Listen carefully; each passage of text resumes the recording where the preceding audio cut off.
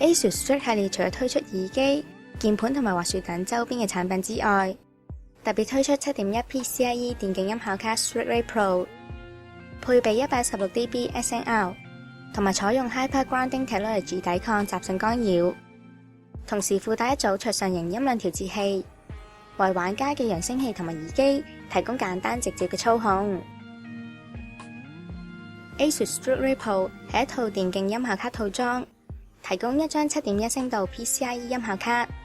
同埋一個用嚟調節音量嘅桌上型控制器。音效卡採用 PCIe X1 接口，可以安裝喺主機板嘅 PCIe 插頭上面，仲加設咗 EMI 防護殼，確保音效零件唔受外來嘅雜訊干擾。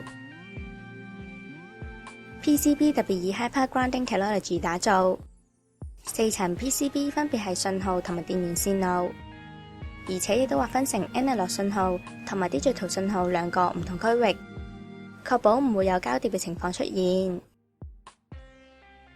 用料方面，音效卡從 CM6632AX 音效處理器，再配合 ESS Sabre 9006A DAC 轉換，擁有 116dB SNR。另外再有 CS5361 轉換器，提供192 kHz 24bit 轉換品質，組合成一套清晰又高品質嘅音訊轉換。為提供高質素嘅視聽享受，Strix Ray Pro 特別加入咗 TI-TPA6120 OP AMP， 可以推動高達600安阻抗嘅耳機，仲擁有 128dB SNR 信噪比值，同時切換信號輸出部分擁有一本 NEC 繼電器，分隔兩邊輸出信號。Strix Ray Pro 另外附設一個桌上型嘅音量控制器，以矮小精緻嘅六邊形設計，上面設有一個大旋鈕用嚟調校音量，背面設一組 3.5mm 接口用嚟連接耳機。使用嘅時候，只要將旋鈕向下壓，就可以切換調校耳機或者揚聲器音量。